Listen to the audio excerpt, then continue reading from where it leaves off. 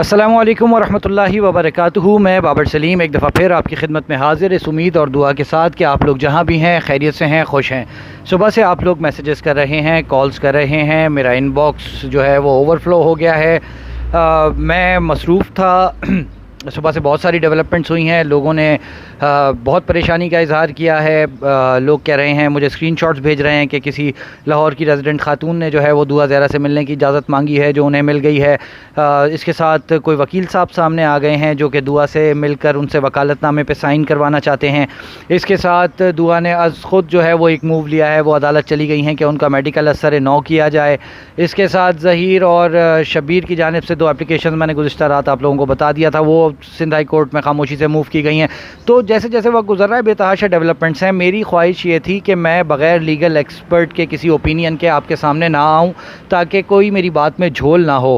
اب ایک خوشخبری، ایک اچھی خبر آپ کے لیے، کراچی کی جوڈیشل مجسٹریٹ ایسٹ نے دعا زہرا کا پروڈکشن آرڈر جاری کر دیا ہے۔ جی ہاں، دعا زہرا کو کراچی لانے کا حکم نامہ جاری ہو گیا ہے۔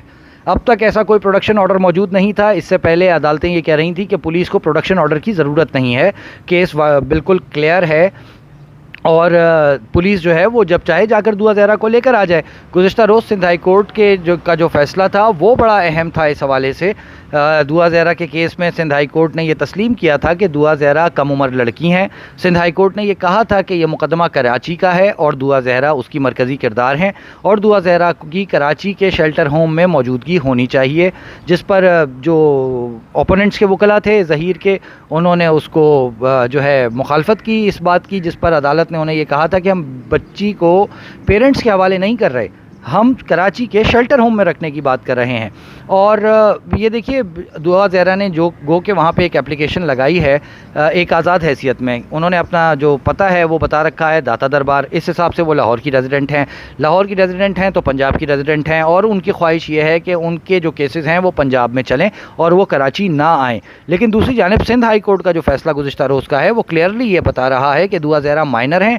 ججز نے عدالت میں یہ بات کہی کہ دعا زہرا کم عمر لڑکی ہیں، ان کے بیان کی کوئی حیثیت نہیں ہے، ان کے بیان کی کوئی حیثیت نہیں ہے۔ یہ بات کل سندھ ہائی کورٹ میں ہوئی ہے۔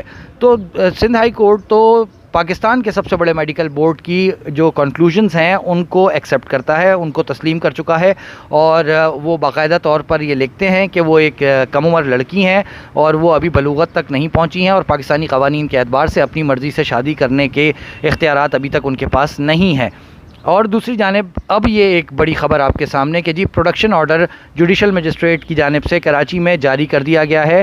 کیس کے آئی او کو یہ حکم دیا گیا ہے کہ وہ Sindh child marriage restrain act کی دفعات جو ہیں وہ اس کیس میں لگتی ہیں، یعنی کہ یہ شادی جو ہے پاکستانی قوانین خصوصاً سندھ کے قوانین سے متصادم ہے، یہ شادی جو ہے یہ غیر قانونی ہے Sindh child marriage restraint act کے تناظر میں۔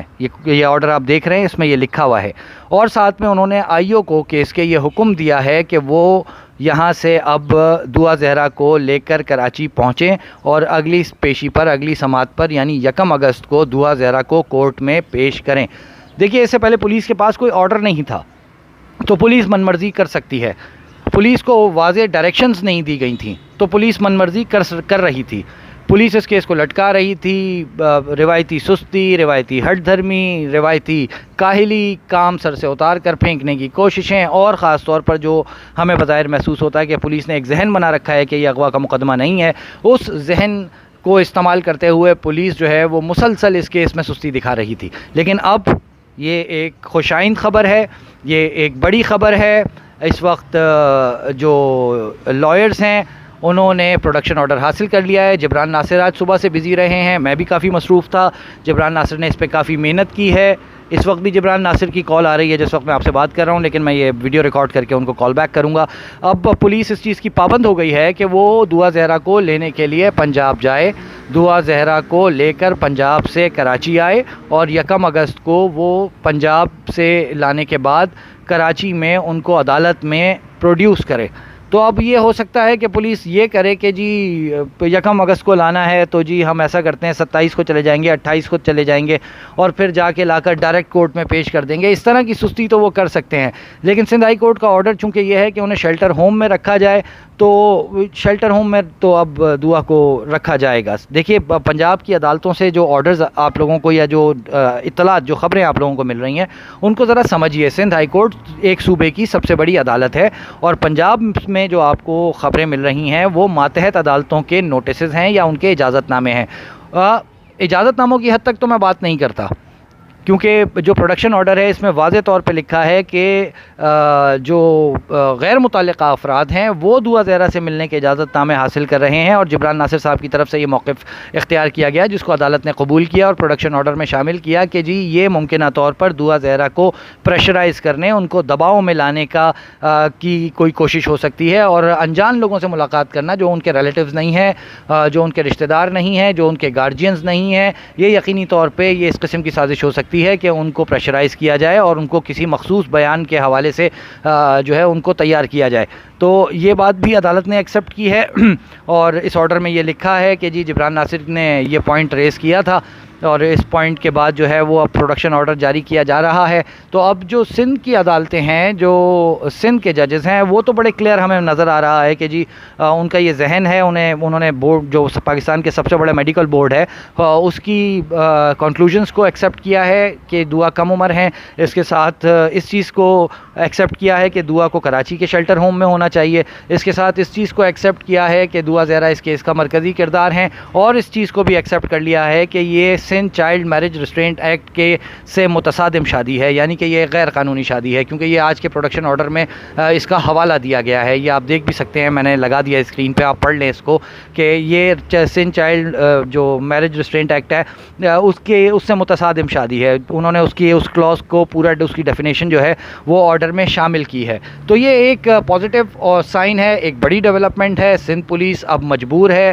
عدالتی حکم جو ہے وہ کوئی کاغذ کا ٹکڑا نہیں ہے, اس کو پورا کرنا پڑتا ہے ورنہ پھر توہین عدالت ہوتی ہے, کانٹیمپٹ آف کورٹ ہوتا ہے. توہین عدالت کی جو سماعتیں ہوتی ہیں وہ بڑی سخت ہوتی ہیں, جو ان کی پروسیڈنگز ہوتی ہیں وہ سندھ پولیس عمومی طور پہ کوشش کرتی ہے کہ اس سے بچتی رہے, اس میں نہ پڑے. پہلے سندھ پولیس کا ایک آئی جی جو ہے اس کیس میں اڑ چکا ہے اور 3 آئی اوز جو ہیں وہ تبدیل ہو چکے ہیں. تو اب پولیس شاید اتنی مجال نہیں کرے گی کہ دعا کو کراچی لانے میں کوئی نیا رخنہ ڈالے یا دعا کو کراچی لانے میں کوئی ایسا کام کرے جس سے ان کو کراچی لانا جو ہے وہ مشکل ہو جائے.